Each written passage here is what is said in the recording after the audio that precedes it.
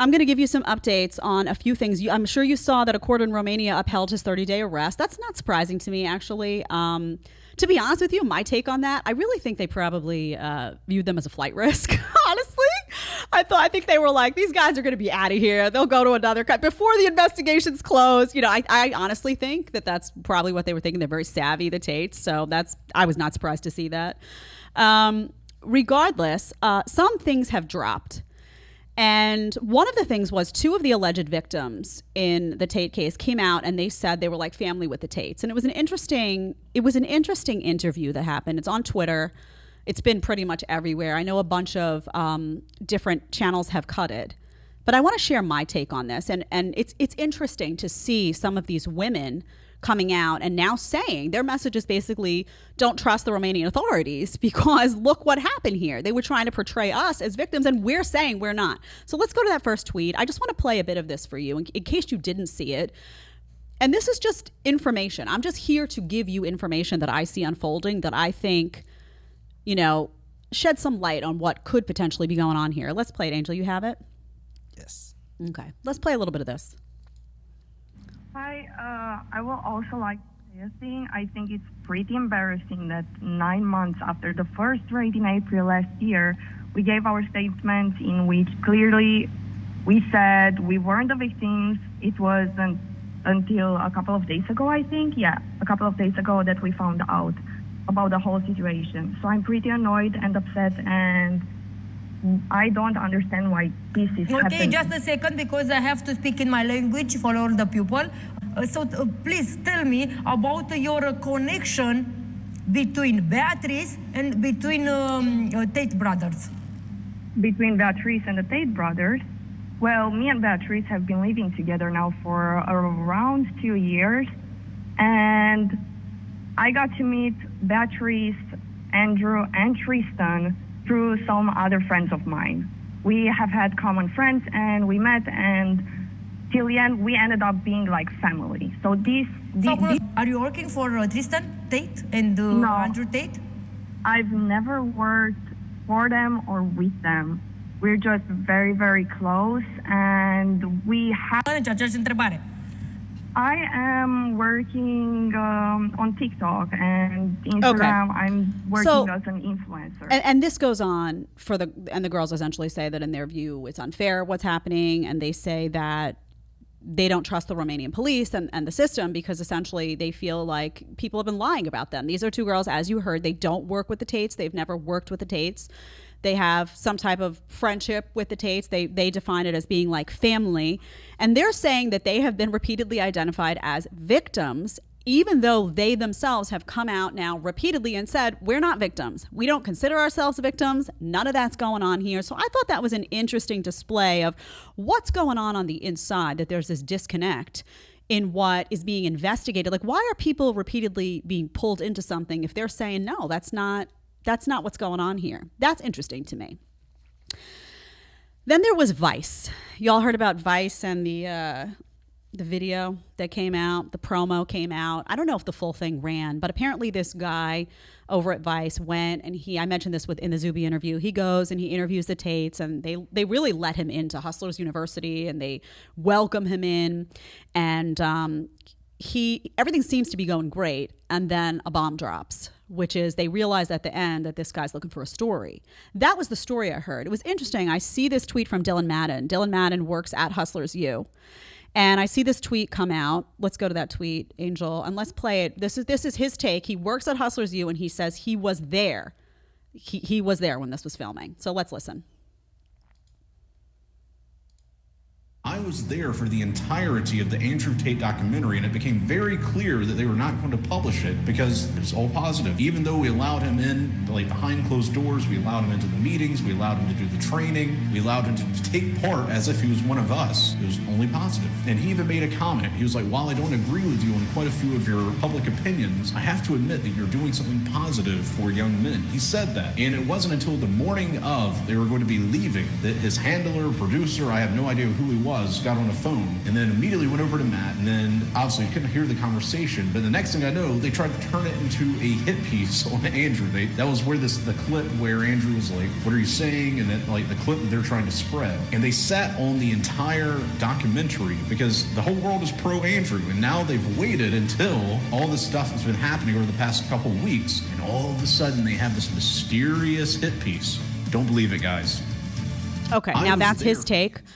And obviously he's part of Hustlers University, so you understand that's his lens through which he's saying this. I did think it's interesting. A couple of things are interesting here about, first of all, Vice is a hard left news organization. This is completely characteristic of them, that they would show up, supposedly well-intentioned. You saw the feminist panel that they did, feminists and anti-feminists. We covered it with Just Pearly. That was heavily edited. And my understanding after speaking to multiple people behind the scenes and multiple people who were involved in that panel, a lot of what was edited out was the feminists acting like crazy and screaming and having a nervous breakdown, of course. So Vice is agenda-driven. I have a few comments on this. Number one, I don't know why the Tates let this guy in. There is a glitch in that system. I know they're very guarded, and perhaps it's Andrew, I don't want to use the word naive, but there is a naivete about media, I think, for people who aren't in media, right? And I think sometimes, he comes from, he's YouTube, he's, doing a bunch of podcasts.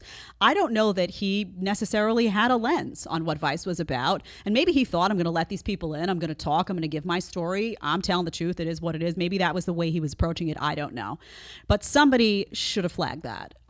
Because I have to be honest with you, and I don't know what happened on the ground. I saw an exchange where it looked to me like Tristan had some perception about that guy, but that guy looks like a snake to me. Now, maybe I just grew up in Brooklyn around way too many former mobsters, but I can detect a snake from a distance, and that guy looks like a snake to me. So I'm surprised that somebody didn't size that up and have some concern about what was going to happen there. That did surprise me. Interesting here. Why did they wait so long to release it? Why? It seems to me that they went and they did a documentary, and they probably came to the conclusion that there just wasn't a whole lot of dirt there. That there was probably, the deduction was that Andrew was a net positive. And yeah, it doesn't mean he agreed with everything that Andrew said, or I don't agree with everything that Andrew said. I don't agree with everything that anybody says. So it's just ridiculous. Oh, I don't agree with everything. Of course not. You're a thinking person. You're an individual. You should agree with anyone all the time. But I think the conclusion was probably that he was a net positive for men. And that he didn't find, there was no, story there. They wanted like a reverberating story. So they waited, it seems. And it just seems a little odd to me that Vice would then release it. Boom, the Tates get arrested. Here's your documentary. And by the way, you're showcasing a woman in the documentary who's not giving her name, whose face isn't on camera, who is a woman who is making allegations that have already been dismissed by police because they were unfounded. There was no evidence to support them. So there's just something wrong here, right? You just got to call it what it is. The sartorial shooter, I don't know if you know who that is. I don't know any of these people, by the way, personally. I've never met any of them. They're not like buddies of mine. I don't know any of these people. I'm just doing research to figure out what's going on here. The sartorial shooter is a guy who is close to the Tates, that I do know.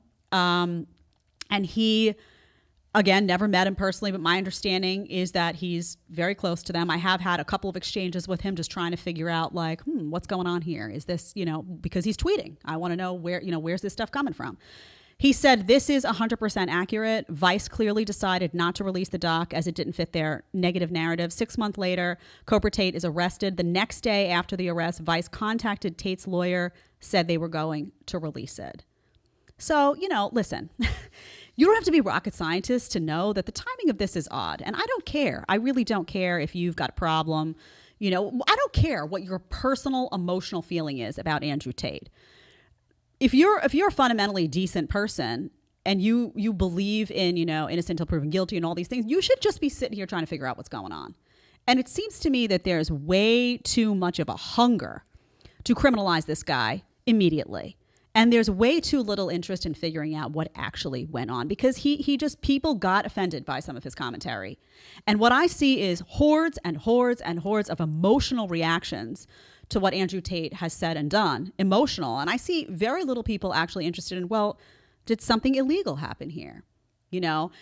Let me just bring this up for a second before I switch over to the media narrative on this. People ask me about the webcam business a lot. I know Zuby and I discussed it. So let me give you my take on the webcam business. And I don't know the inner workings of what they were doing. I haven't interviewed any of the people involved in the webcam business. I personally am not into webcam, right? That's not my thing. You guys know, like, I'm trying to kind of restore the moral fabric of society. I'm someone who believes in fidelity and marriage and all of these fundamental ideals. So I would not tell men to spend their money on women in webcam, the same way I wouldn't tell men to spend their money on OnlyFans girls. That's not my thing, okay? I wouldn't tell women to go and do OnlyFans or don't go and do webcam. I would tell them to do something different, that would not be a recommendation of mine. However, I'm also not going to tell grown women what to do with their lives. And if you're a grown-ass woman and you want to do webcam and you want to do OnlyFans, then that's on you. That's your life. Right? You'll have to deal with what comes with that. Maybe you'll make a ton of money and have no regrets. That's your life. That is not my decision to make. There are only two relevant questions for me when it comes to the webcam. Number one, were minors involved? That's number one. And number two, was anyone forced to do this against their will? Aside from that, these are grown adults making decisions for themselves. And what I see a lot of is like, oh, this person was taken advantage of. How? I want to ask, how? Do you have proof that they were forced as a grown adult to do something they didn't want to do? If you have proof, let me see it. Let me see it. If you don't, then I ask you, are these grown adult women or not? You can't have it both ways. You can't say these are grown women who are perfectly capable of making their own decisions.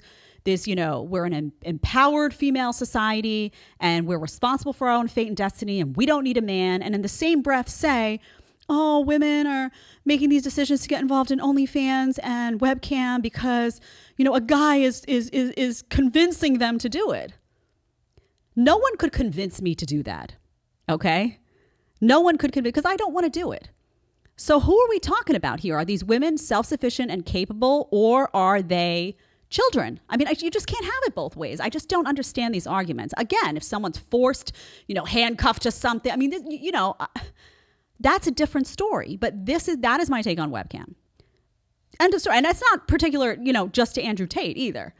I just don't understand how it's like in one breath they want to say they're all empowered women, and in another breath they want to infantilize these women as if they're always being taken advantage of. Did it ever occur to anybody that these women made that decision on their own because they wanted to make some money and it was an easy and good way to have a steady flow of cash? I mean, are we not allowed to have that conversation? If you like the short clip and want to watch another short clip, click here. Or if you want to watch the full episode, click right here.